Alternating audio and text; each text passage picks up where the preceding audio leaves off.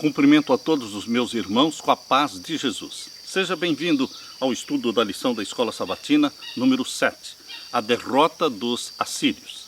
Vamos orar. Pai querido que estás nos céus, na tua presença estamos.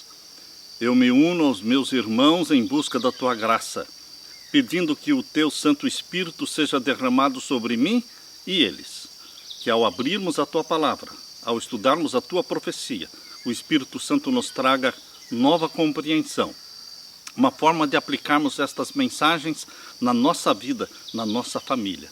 Dá-nos a tua bênção, em nome de Jesus. Amém. A derrota dos assírios. Senaqueribe, o rei assírio, é um exemplo de alguém arrogante, orgulhoso, que se considerava Deus, que se colocava no lugar de Deus. Ele era muito arrogante. É fácil ser corrompido pelo poder. Não é somente o dinheiro que corrompe, o poder também corrompe. Coloque poder na mão de uma pessoa e você vai descobrir quem é ela. Ela começa a agir de forma diferente.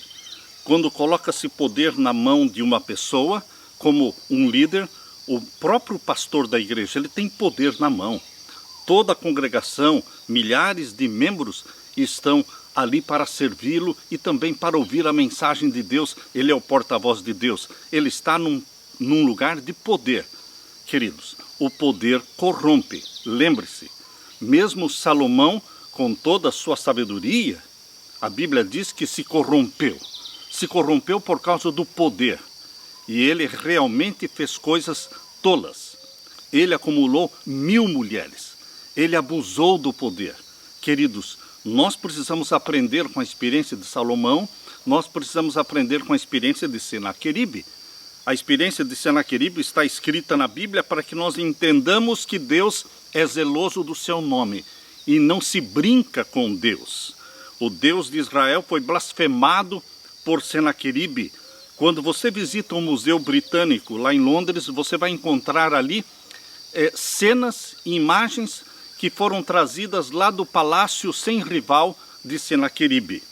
Você vai ver ali naquelas cenas, no Museu Britânico, cenas de um homem magro, descalço, andando com seus 2 filhos. Uma outra cena mostra uma família levando seus pertences numa carroça puxada por 2 bois debilitados. Uma outra cena mostra um homem que conduz os bois, enquanto 2 mulheres vão sentadas na carroça. Os menos afortunados não têm carroça, portanto, levam seus bens nos seus ombros. São cenas que estão ali no Museu Britânico, mas elas foram montadas ali. Elas vieram do palácio sem rival de Senaqueribe. Você pode ver também uma cena do rei assentado grandiosamente em seu trono, recebendo espólio e cativos. Alguns se aproximam dele com as mãos levantadas, implorando por misericórdia, outros se ajoelham e se curvam diante dele. Todas essas cenas mostram a arrogância e o orgulho de Senaqueribe. O que aconteceu com Senaqueribe? O que aconteceu com ele, acontecerá com todos aqueles que se colocam no lugar de Deus e blasfemam de Deus. Porque o nosso Deus, o Deus que nós adoramos, o Deus de Abraão, de Isaque e de Jacó, é o único Deus verdadeiro no céu e na terra. Somente diante dele é que nos curvamos. Ele é o eterno, o grande eu sou. Por isso o verso áureo diz: ó Senhor dos exércitos, Deus de Israel, que estás entronizado acima dos querubins, somente tu és o Deus de todos os reinos da terra. Tu fizeste os céus e a terra. Isaías 37, 16. Na parte de domingo, amarras. Abra sua Bíblia em Isaías capítulo 36 e o verso 1. Aqui nós lemos Isaías 36 e o verso 1.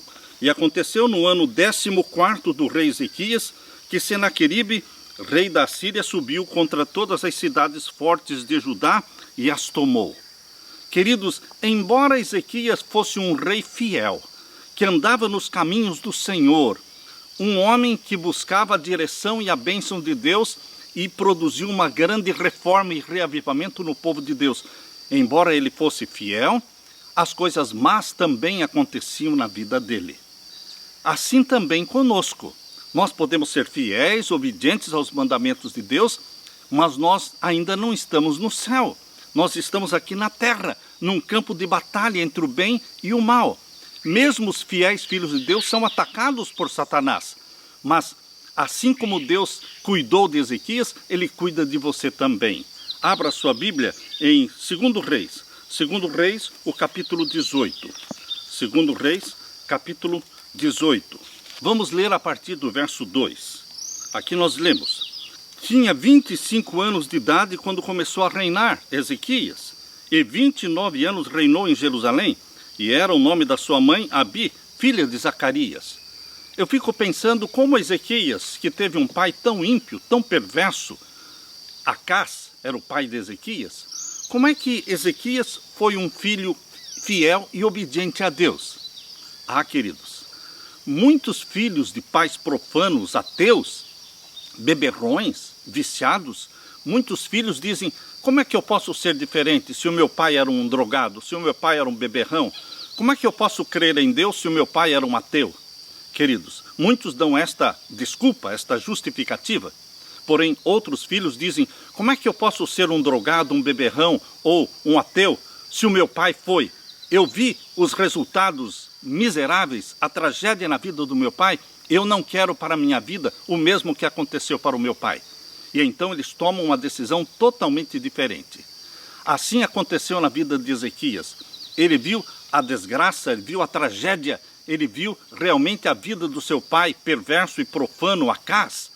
E ele então tomou a decisão de ser diferente do seu pai. E ele teve uma mãe guiada pelo Espírito Santo, que o educou, que o ensinou nos caminhos do Senhor. Por isso diz aqui o nome da mãe dele. E era o nome da sua mãe, Abi, filha de Zacarias. E o verso 3. E fez o que era reto aos olhos do Senhor, conforme tudo o que fizera Davi a seu pai. É muito raro quando um rei de Israel ou um rei de Judá é descrito desta forma: fez o que era reto aos olhos do Senhor. Você também, meu querido pai, minha querida mãe, você, meu querido irmão, você pode decidir fazer o que é reto aos olhos do Senhor. Não é desculpa porque os nossos pais pecaram, desculpa para nós também pecarmos. Não é desculpa o estilo de vida errado que os nossos pais viveram para que nós também andemos nos mesmos caminhos. Vamos quebrar a corrente do mal, quebrar a corrente do pecado e fazer decisões de andar nos caminhos do Senhor, como Ezequias. E o verso 4. Ezequias tirou os altos. Os altos eram os montes onde o povo adorava Baal, adoravam o Deus Sol. Este tirou os altos e quebrou as estátuas. Os obeliscos foram quebrados. Esses obeliscos, conhecidos hoje como símbolo do Deus Sol, símbolo do Deus Osíris lá do Egito, existiam estes obeliscos também no meio do povo de Deus apostatado. Mas Ezequias quebrou os obeliscos, deitou abaixo os bosques.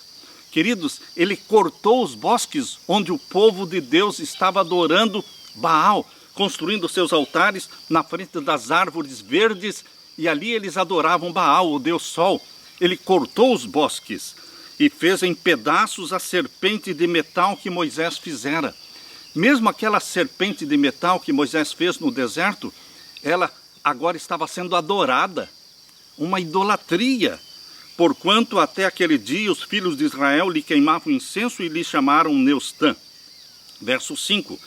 No Senhor Deus de Israel, Ezequias confiou, de maneira que depois dele não houve seu semelhante entre todos os reis de Judá, nem entre os que foram antes dele, porque se achegou ao Senhor, não se apartou de após ele e guardou os mandamentos que o Senhor tinha dado a Moisés. Filho de um pai ímpio, mas ele foi um filho obediente a Deus. Decisão sábia. Queridos, a Bíblia menciona que, mesmo quando nós somos fiéis a Deus, coisas más nos acontecem. Cristãos também pegam Covid. Cristãos também têm sua casa incendiada. Cristãos também têm acidentes. Queridos, as coisas más acontecem. Só que um filho de Deus, guiado pelo Espírito Santo, enfrenta as tragédias da sua vida com esperança, porque ele diz: o Senhor está comigo, ainda que eu ande pelo vale da sombra da morte, o Senhor está comigo. Deus não falha, Deus nos conforta. Mesmo que passemos pela água, ela não submergirá. Mesmo que passemos pelo fogo, ele não nos queimará. Nós seremos lançados na fornalha de fogo ardente, mas Jesus Cristo estará lá dentro com você, amparando e protegendo. Queridos, assim como existia um Senaqueribe na vida de Ezequias, aquele que veio ameaçá-lo, falar contra o Deus dele, minar a sua fé, minar a sua credibilidade e confiança no Deus Todo-Poderoso, assim também existem Senaqueribes na sua vida. Existem Senaqueribes na sua vida, na minha vida, enviados por Satanás para nos tentarem, para nos desafiarem, e Deus permite para nos provar a fé. Deus nos permite, assim como permitiu o Senaqueribe na vida de Ezequias. Por quê? Para fortalecê-lo, para torná-lo mais forte. Você sabe que Ezequias saiu desta vitória contra Senaqueribe, ele saiu mais forte do que antes. Agora, abra sua Bíblia no segundo livro de Crônicas, o capítulo 32, 1 a 8. O segundo livro de Crônicas, capítulo 32. Aqui nós lemos, segundo Crônicas, capítulo 32, verso 1 em diante. Depois destas coisas e desta fidelidade, veio Senaqueribe, rei da Síria, e entrou em Judá e acampou-se contra as cidades fortes e intentou separá-las para si. Vendo, pois, Ezequias que Senaqueribe vinha e que o seu rosto era de guerra contra Jerusalém, teve conselho com os seus príncipes e os seus varões para que tapassem as fontes das águas que havia fora da cidade, e eles o ajudaram. Assim muito povo se juntou, que tapou todas as fontes, como também o ribeiro que se estendia pelo meio da terra, dizendo: por que viriam os reis da Assíria e achariam tantas águas? Ele se fortificou e edificou todo um muro quebrado até as torres, e levantou outro muro para fora, e fortificou a Milo na cidade de Davi, e fez armas e escudos em abundância, e pôs oficiais de guerra sobre o povo, ajuntou-os a si na praça da porta da cidade, e falou-lhes ao coração, dizendo: esforçai-vos, tende bom ânimo, não temais, nem vos espanteis por causa do rei da Síria, nem por causa de toda a multidão que está com ele, porque há um maior conosco do que com ele. Ezequias tinha certeza de que o Deus que estava com ele, o Deus que ele adorava, era maior do que todos os deuses assírios, maior do que todo o exército assírio. Queridos, é esta certeza que nós temos que ter, de que o Deus que está conosco é maior do que todo o exército de Satanás contra nós. Nós somos amparados por Jesus Cristo. O anjo do Senhor se acampa assim. Existe um anjo que nos acompanha desde o nascimento. Ele não dormita, ele não nos abandona. Este anjo se acampa ao redor daqueles que temem a Deus, amam a Jesus Cristo, guardam seus mandamentos. Sofrimentos teremos, aflições teremos, mas o anjo do Senhor está sempre ao nosso lado, e os olhos de Deus estão sobre você, a menina dos seus olhos. Aleluia! Na parte de segunda-feira, propaganda de si mesmo. Senaqueribe, à semelhança de Satanás, gostava de falar bem de si mesmo, fazer propaganda de si mesmo. Assim como os políticos fazem propaganda de si próprios. Abra sua Bíblia e vamos ler aqui em Isaías capítulo 36. Isaías capítulo 36, vamos ver então a partir do verso 2. Aqui nós lemos: então o rei da Síria enviou Rabsaqué desde Laquis a Jerusalém ao rei Ezequias com um grande exército. Enquanto Senaqueribe estava cercando a cidade de Laquis para destruí-la, ele mandou um exército liderado por Rabsaqué até Jerusalém para falar com o rei Ezequias.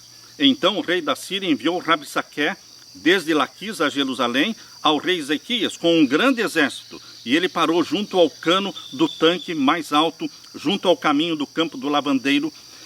Então saiu a ele Eliaquim, filho de Ilquias, o mordomo, e Sebna, o escrivão, e Joá, filho de Asaf, o chanceler. E Rabsaqué lhes disse: ora, dizei a Ezequias, assim diz o grande rei, ó rei da Síria, que confiança é esta que tu manifestas? Bem posso eu dizer, teu conselho e poder para a guerra são apenas vãs palavras. Em quem, pois, agora confias que contra mim te rebelas? Queridos, vocês veem aqui Rabsaqué desafiando o Deus de Israel, falando as palavras que Senaqueribe mandou que ele falasse para o rei Ezequias. E agora diz o verso 6, eis que confias naquele bordão da cana quebrada, a saber, no Egito, que se alguém se apoiar nele, lhe entrará pela mão e lhe furará. Assim é Faraó, rei do Egito, para com todos os que nele confiam. Verso 7. Mas se me disseres, no Senhor nosso Deus confiamos, porventura não é esse aquele cujos altos e cujos altares Ezequias tirou, e disse a Judá e a Jerusalém, perante este altar vos inclinareis? Ezequias tinha quebrado os altares, tinha derrubado os bosques, para que o povo não adorasse os deuses falsos. Ezequias exigia uma reforma, que o povo adorasse somente o Deus de Abraão, de Isaque e de Jacó. E o verso 8 diz, agora, pois, dá agora reféns ao meu senhor, o rei da Síria, e dar-te-ei 2.000 cavalos, se tu puderes dar cavaleiros para eles.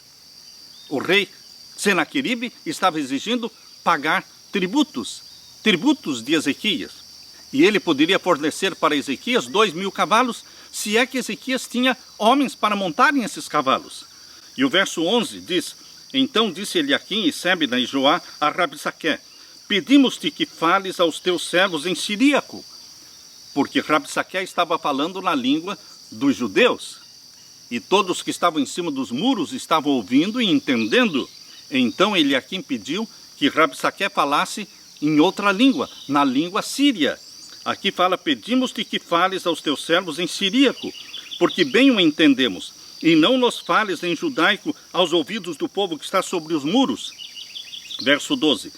Mas Rabsaqué disse, porventura mandou-me o meu senhor só ao teu senhor, a ti, para dizer estas palavras?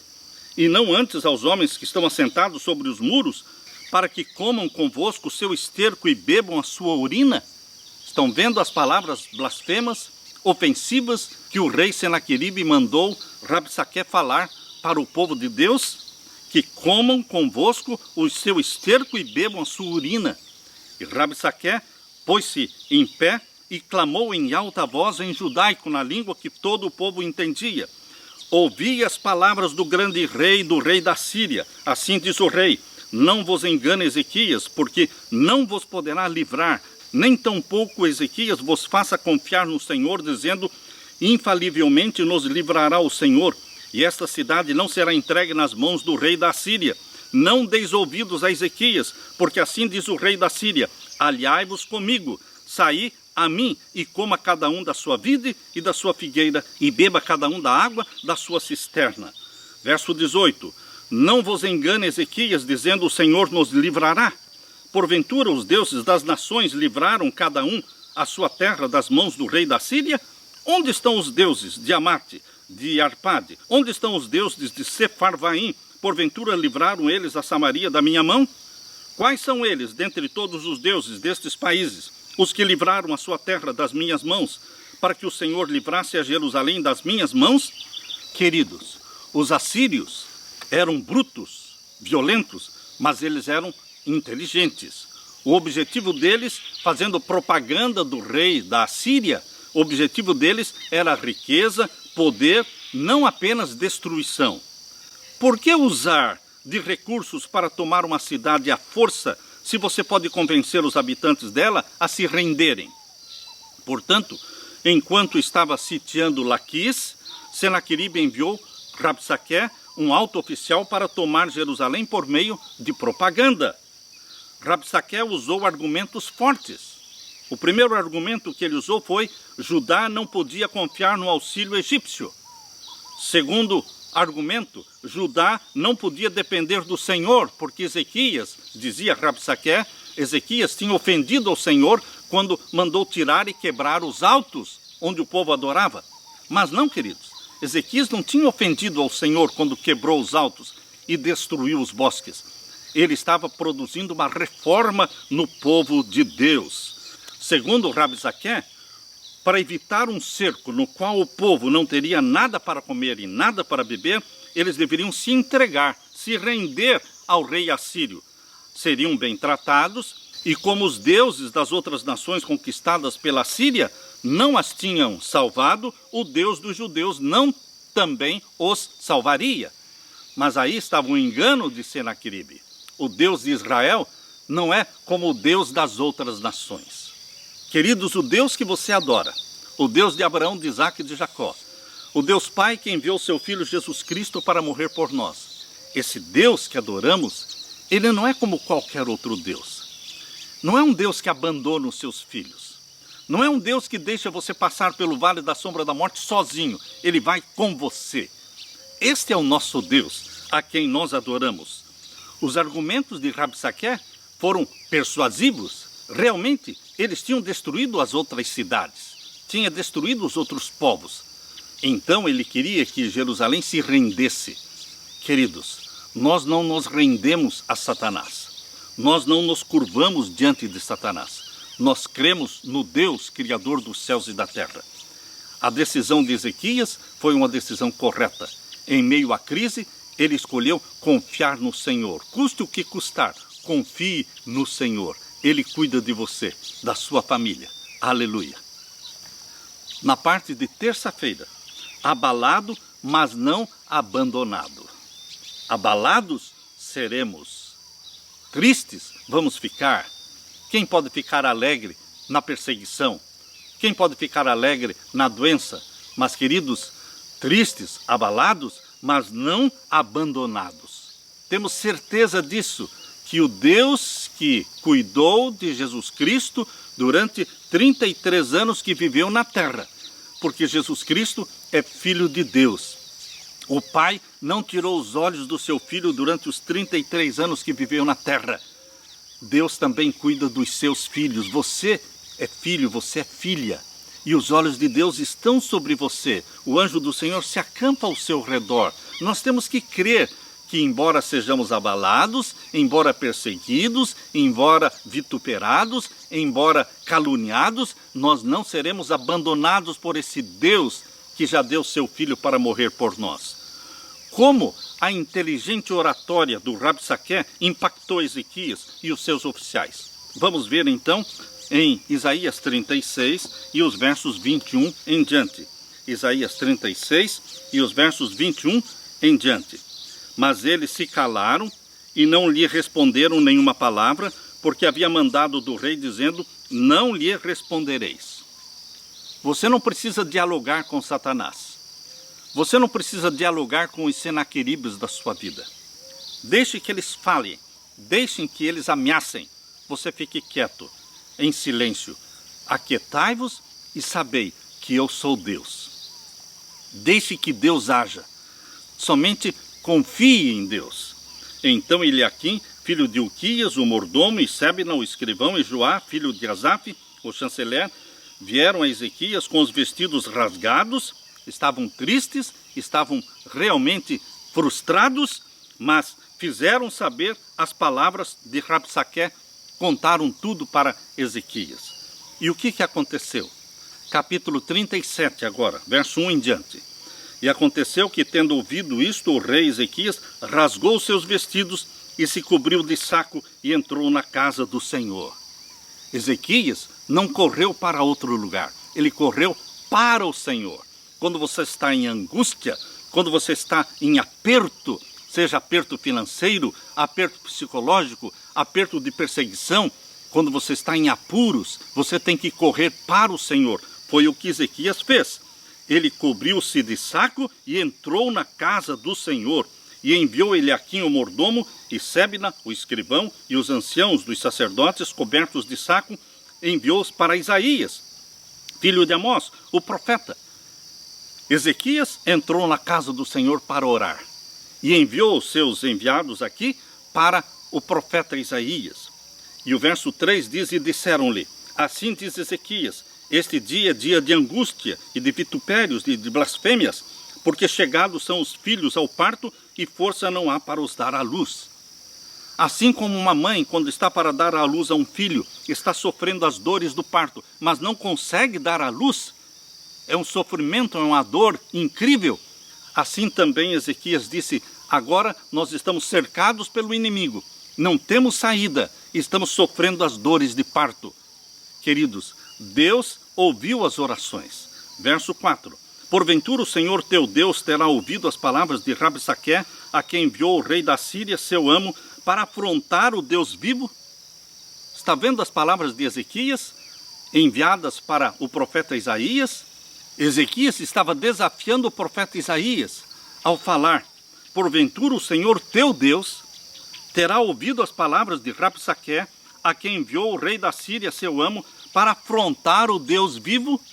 O rei Ezequias realmente tocou na fé do profeta Isaías, na sua confiança em Deus, a quem enviou o rei da Síria, seu amo, para afrontar o Deus vivo, para o vituperar com as palavras que o Senhor teu Deus tem ouvido. Faze oração pelo resto que ficou. Ezequias apelando para Isaías: ore por nós, clame ao Deus vivo, para que ele defenda a sua honra, defenda o seu nome, porque ele está sendo blasfemado pelo rei da Síria. Verso 5. E os servos do rei Ezequias vieram a Isaías.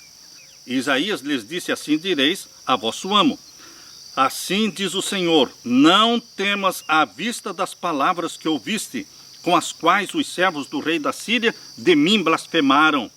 Eis que porei nele um espírito, e ele ouvirá um rumor, e voltará para a sua terra, e fá-lo-ei cair morto a espada na sua terra. Quando Rabsaqué, enviado do rei Senaqueribe, estava falando aquelas palavras ofensivas, blasfemas contra o Deus de Israel, Deus estava ouvindo as palavras. Por isso, ele falou pela boca do profeta Isaías: eis que porei nele, em Senaqueribe, um espírito, e ele ouvirá um rumor, e voltará para a sua terra, e fá-lo-ei cair morto a espada na sua terra. Queridos, ninguém brinca com Deus, ninguém desafia Deus e continua tudo igual. Deus age. Quando Ezequias recebeu as cartas que vieram do rei Senaqueribe, desafiando o Deus de Israel, vejam o que ele fez. Isaías 37, verso 14. Recebendo, pois, Ezequias as cartas das mãos dos mensageiros e lendo-as, subiu à casa do Senhor, e Ezequias as estendeu perante o Senhor. Pegou aquela carta cheia de blasfêmias, desafiando o Deus de Israel, e colocou estas cartas abertas diante do Senhor, no templo do Senhor, em oração. Olha, queridos, esta foi uma atitude correta do rei Ezequias. Ele colocou diante de Deus, do seu Deus, as ameaças, os desafios e as blasfêmias, dizendo: Senhor Deus de Israel, Tu és o nosso Deus. Eis aqui estão as blasfêmias e os desafios de Senaqueribe. O Senhor precisa agir, Senhor. O Senhor precisa defender a sua honra, a tua glória. E Ezequias as estendeu perante o Senhor. E o verso 15: e orou Ezequias ao Senhor, dizendo: ó Senhor dos exércitos, Deus de Israel, que habitas entre os querubins, Tu és o Deus, Tu somente, de todos os reinos da terra. Tu fizeste os céus e a terra. Ezequias exaltou o Deus de Israel, o único Deus que existe no céu e na terra. Verso 17: inclina, ó Senhor, o teu ouvido e ouve. Abre, Senhor, os teus olhos e olha e ouve todas as palavras de Senaqueribe, as quais ele mandou para afrontar o Deus vivo. Senaqueribe está afrontando o Senhor, o Deus vivo. Só o Senhor pode agir. Nós não temos exército, nós não temos forças, mas o Senhor pode agir e libertar o teu povo. E o verso 18: verdade é, Senhor, que os reis da Assíria assolaram todos os países e suas terras, e lançaram no fogo seus deuses, porque deuses não eram. Olha o que Ezequias falou diante de Deus. Senaqueribe destruiu povos e nações, destruiu os seus deuses, porque deuses não eram. Realmente, queridos, Satanás, através de Senaqueribe, só podia destruir deuses que não eram deuses, deuses com pés de barro, que eram, senão, obra de mãos de homens, madeira e pedra, por isso os destruíram.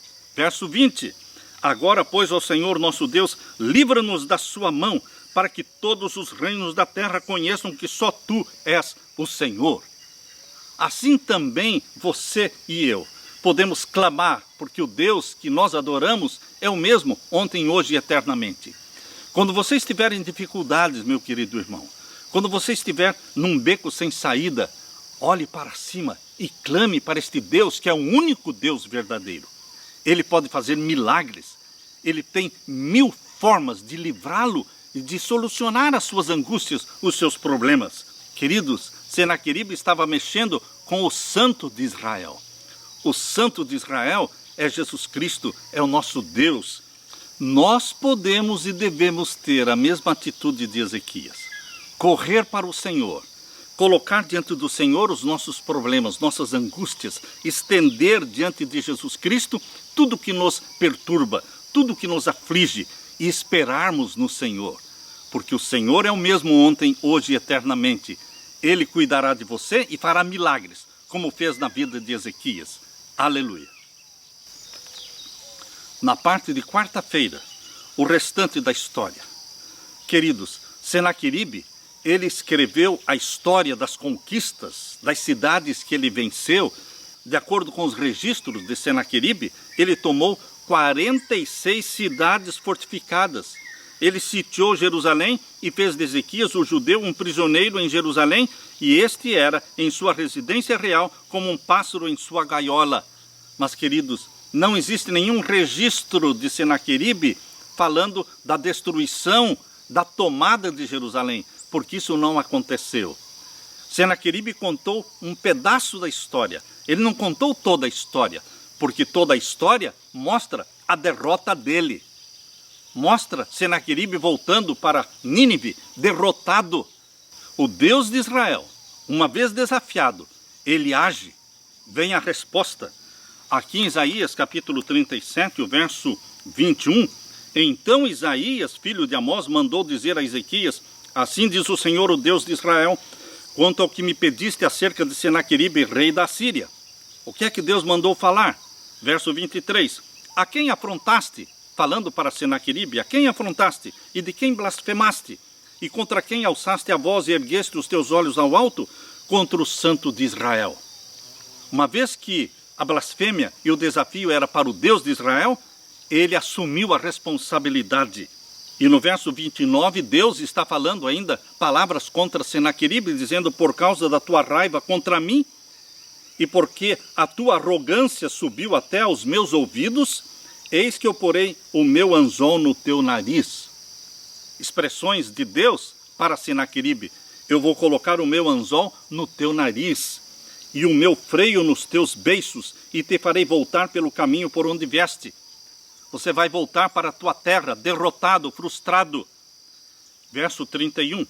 Porque o que escapou da casa de Judá e ficou de resto, tornará a lançar raízes para baixo e dará fruto para cima. Deus está falando do remanescente, do resto que ficou em Judá e que seria protegido e seria próspero. Verso 32.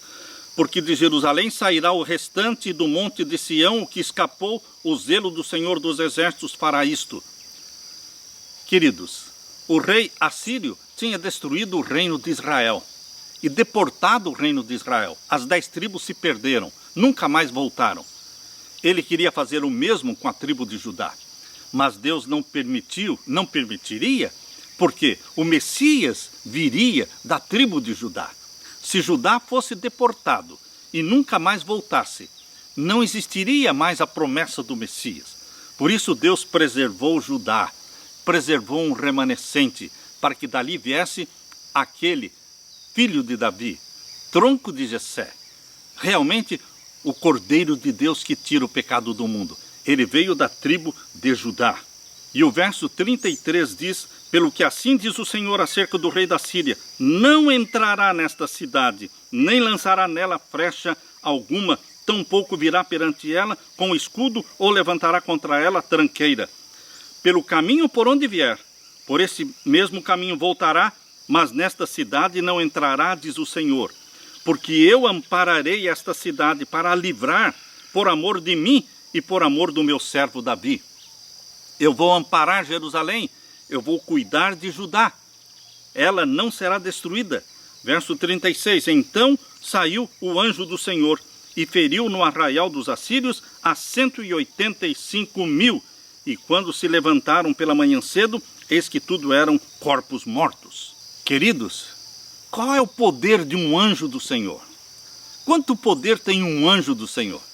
Aqui diz que em uma noite, o anjo do Senhor passou pelo acampamento dos assírios e matou 185.000 soldados numa noite. E quando se levantaram pela manhã, eis que tudo eram corpos mortos. Acabou o exército assírio. Senaqueribe, murcho, deprimido, frustrado, fracassado, derrotado, ele teve que voltar para sua cidade. E agora, queridos, aqui diz o verso 37. Assim Senaqueribe, rei da Síria, se retirou e se foi e voltou e ficou em Nínive. E agora o verso 38. E sucedeu que, estando ele prostrado na casa de Nisroque, seu Deus, Adrameleque e Sarezer, seus filhos, os dois filhos de Senaqueribe, oferiram a espada, e eles fugiram para a terra de Arará, e Esaradom, seu filho, reinou em seu lugar. Aqui foi destruído Senaqueribe, aqui foi derrotado Satanás. Satanás só conhece derrotas, porque Jesus Cristo só conhece vitórias. Jesus só conhece vitórias.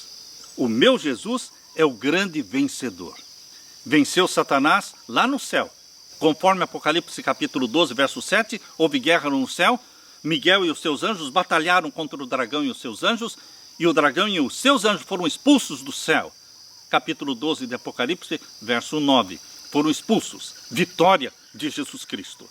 Quando Jesus Cristo viveu aqui na terra, ele alcançou vitórias. Vitórias no deserto da tentação. Vitórias no jardim do Getsemane. Vitória na cruz, quando ele morreu sem pecado para nos salvar. Vitória no dia da ressurreição, quando Jesus ressuscitou, deixou o túmulo aberto, a sepultura vazia, e ele proclamou sobre o túmulo aberto: eu sou a ressurreição e a vida. Só vitórias, só vitórias.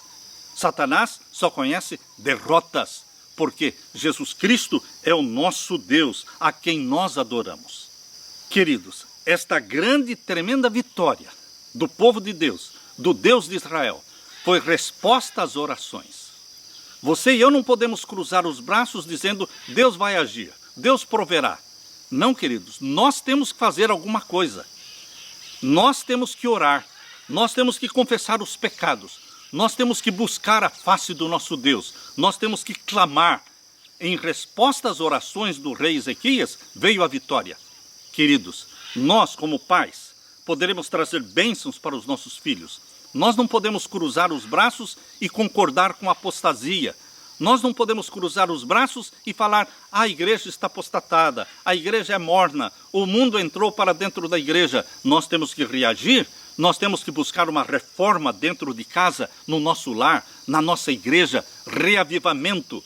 Vamos buscar Deus em oração, em jejuns, e nós vamos receber a resposta, assim como Ezequias recebeu a resposta, uma resposta de vitória, a vitória do nosso Deus, do Santo de Israel. Na parte de quinta-feira, na doença e na riqueza. Queridos, nesta parte de quinta-feira, eu colocaria outro título. Qual título? Que viram em tua casa? Abra sua Bíblia então e vamos ver aqui Isaías capítulo 38. Isaías capítulo 38. Vocês sabem que geralmente depois de uma grande vitória, Deus permite que a nossa fé seja testada. Isso aconteceu com o rei Ezequias. Ele alcançou a vitória, o exército assírio foi derrotado, a cidade de Jerusalém não estava mais cercada, agora eles estavam em paz, todos estavam alegres e contentes, e então veio o risco de Ezequias cruzar os braços e descansar na vitória do Senhor. Deus não permite que você descanse em cima das vitórias de ontem. Deus não quer que descansemos em cima das vitórias do passado. Cada dia é uma luta. Basta cada dia o seu próprio mal. Cada dia nós temos que depender de Deus. Cada dia temos que buscá-lo em oração. O risco de agora Ezequias deixar de buscar ao Senhor, deixar de orar tanto como estava orando, esse risco existe também para nós depois de uma vitória. Por isso, queridos, vem o relato de Isaías capítulo 38.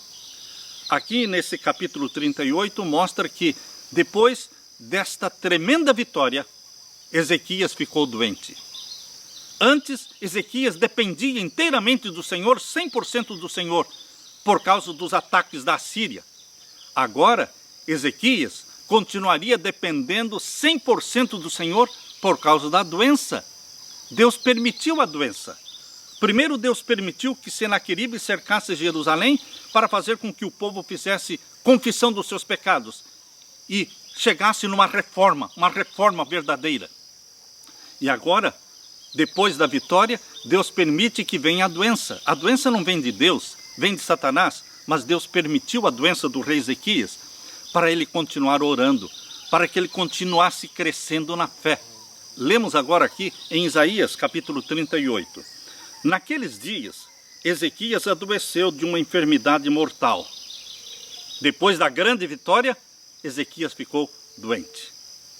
Deus não quer que você fique cantando vitórias. Você tem que continuar dependendo de Deus, agarrado em Jesus Cristo. Por isso, Deus permitiu essa enfermidade depois da grande vitória. Naqueles dias, Ezequias adoeceu de uma enfermidade mortal e veio a ele Isaías, filho de Amós, o profeta, e lhe disse: assim diz o Senhor, põe em ordem a tua casa, porque morrerás e não viverás. Coloque em ordem a sua vida, a sua casa, a sua família, porque você vai morrer, você não vai viver. E o verso 2, então virou Ezequias o seu rosto para a parede e orou ao Senhor. Começou a orar de novo, começou a jejuar de novo. E no verso 3, e disse: ah, Senhor, lembra-te, peço-te, de que andei diante de ti em verdade e com coração perfeito, e fiz o que era reto aos teus olhos. E chorou Ezequias muitíssimo, lágrimas e lágrimas, molhando o seu travesseiro. E Deus ouviu as palavras de Ezequias, e Deus viu as suas lágrimas. Queridos, Deus é o Deus que ouve as orações e que enxuga as nossas lágrimas. E o verso 4, então veio a palavra do Senhor a Isaías, dizendo: vai e dize a Ezequias: assim diz o Senhor, o Deus de Davi, teu pai, ouvi a tua oração e vi as tuas lágrimas, eis que acrescentarei aos teus dias 15 anos. Ezequias não queria morrer. Queridos, parece que todo ser humano não quer morrer, porque nós fomos criados para viver. A morte veio por causa do pecado. A morte é uma intrusa, assim como o pecado também é um intruso. Então, a tendência natural de todos nós é não querermos morrer. Ezequias não queria morrer. Mas, queridos, Deus quer que você e eu dependamos dele inteiramente. Deus quer que você e eu cheguemos ao ponto de falar: Senhor Deus, tu sabes todas as coisas. Se o Senhor quiser que eu viva, eu vivo. Se o Senhor quiser que eu morra, eu morro. Eu quero que a tua vontade seja feita na minha vida. Eu não quero pedir ao Senhor mais 5 anos ou mais 10 anos. Eu quero que a tua vontade, o Senhor não erra, o Senhor conhece o fim desde o princípio. Se for para a honra e glória do teu nome, que eu viva mais. Mas se for para a honra e glória do teu nome, que eu morra, então dá-me a certeza de que morrerei em Cristo Jesus, morrerei em Jesus Cristo, salvo em Jesus Cristo. Queridos, nós temos que ter esta plena confiança. Faltou esta confiança em Ezequias. Por isso ele chorou muitíssimo e disse: eu não quero morrer, eu não quero morrer. Sabem, existem pessoas que nem mesmo aceitam serem ungidas. Quando nós oferecemos a unção para algumas pessoas, elas rejeitam com medo de morrer. Por quê? Quando você unge uma pessoa, é para que a vontade de Deus seja feita na vida dela. E muitos não querem que a vontade de Deus seja feita. Elas pensam: e se a vontade de Deus for que eu morra? Eu não quero morrer. Queridos, nós não precisamos ter a vontade própria. Nós podemos e devemos dizer: Senhor, eu deixo de lado a minha vontade própria. Eu quero que a tua vontade seja feita na minha vida. O Senhor quer que eu viva? Eu vivo para a glória do teu nome. Se o Senhor quiser que eu morra, eu estou pronto para morrer em Cristo Jesus, salvo em Jesus Cristo. Porém, Ezequias, ele não tinha esta confiança. Aquela vitória que ele alcançou na guerra contra o rei da Síria, ele agora fraquejou. Não quero morrer, Senhor. E o verso 6, Deus mandou falar: livrar-te-ei das mãos do rei da Síria, a ti e a esta cidade. Eu defenderei esta cidade. E isto te será da parte do Senhor como sinal de que o Senhor cumprirá esta palavra que falou. Eis que farei que a sombra dos graus que passou com o sol pelos graus do relógio de Acás volte 10 graus atrás. Assim recuou o sol 10 graus pelos graus que já tinha andado. Queridos, Deus deu um sinal de que Ezequias seria curado. O sol voltou 10 graus, medidos no relógio de sol de Acás. Queridos, este milagre que aconteceu na vida de Ezequias, a sua cura, e o milagre do sol voltar 10 graus, esse milagre foi observado pelos babilônios, foi observado pelos inimigos do povo de Deus. E ele mandou uma comitiva lá de Babilônia, mandou uma comitiva para que viesse até Jerusalém, para saber o milagre, saber mais do Deus de Israel. Que Deus é este? Que Deus é este que protegeu a cidade de Jerusalém?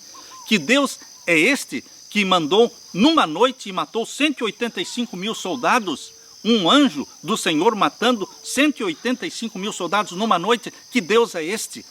Que Deus é este que operou um milagre na vida de Ezequias e curou-o? Que Deus é este que fez com que o sol retornasse 10 graus? Todos aqueles que vieram de Babilônia queriam conhecer mais do Deus de Israel. E aqui diz o capítulo 39 de Isaías: naquele tempo enviou Merodach-Baladã, filho de Baladã, rei de Babilônia, cartas e um presente a Ezequias, porque tinha ouvido dizer que ele havia estado doente e que já tinha convalescido. E Ezequias se alegrou com eles e lhes mostrou a casa do seu tesouro, a prata e o ouro, e as especiarias, e os melhores unguentos, e toda a sua casa de armas, e tudo quanto se achava nos seus tesouros. Coisa nenhuma houve nem em sua casa, nem em todo o seu domínio, que Ezequias lhes não mostrasse. Ezequias ficou honrado com a visita desta comitiva que veio de Babilônia e mostrou tudo. Tudo foi mostrado. Mas, queridos, ele não mostrou o Deus de Israel. Aquele povo que veio de tão longe queria conhecer mais do Deus de Israel. E isso Ezequias não mostrou. E o verso 3 diz: então o profeta Isaías veio ao rei Ezequias e lhe disse: que foi que aqueles homens disseram? E de onde vieram a ti? E disse Ezequias: de uma terra remota vieram a mim, de Babilônia.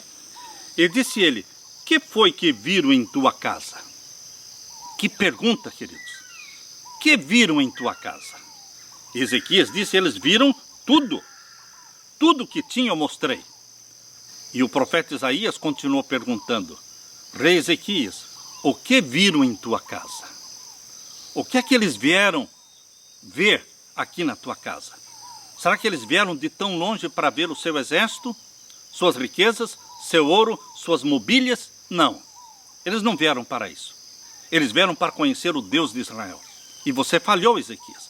Você não mostrou Deus na sua casa. Queridos, essa é uma pergunta que Deus está fazendo para você e para mim. O que as pessoas estão vendo na nossa casa? O que viram na tua casa? Um novo pastor tinha recém-chegado no seu novo distrito paroquial, ali no sul da França, e começou então a visitar as famílias de casa em casa. Um casal líder da igreja estava ansioso para receber a visita do novo pastor. Cada dia eles esperavam pelo pastor, almejavam conhecê-lo, e um certo dia, quando o marido estava trabalhando fora, o pastor veio visitar esta família. Quando o marido voltou do trabalho, quando ele entrou em casa, a esposa disse: o pastor hoje veio nos visitar. O que disse ele? Perguntou o marido. A esposa respondeu: o pastor perguntou se Cristo vive aqui no nosso lar. O rosto do marido se iluminou e ele perguntou: você falou para ele que somos pessoas respeitáveis? Não foi isso que o pastor perguntou, disse a esposa. Mas você disse para o pastor que nós sempre ajudamos todas as campanhas da igreja e que estamos sempre presentes nos cultos da igreja? E a esposa disse: querido, não foi isso que o pastor perguntou. A esposa já estava chorando e concluiu: o pastor só perguntou se Cristo vive aqui no nosso lar. E eu fiquei sem saber o que responder. Queridos, Deus não quer saber se você tem carro novo, se a sua mobília é nova. Deus não quer saber de coisas, de objetos. Deus quer saber se Jesus Cristo vive no seu lar. Aquela pergunta feita pelo pastor mudou a vida daquele casal.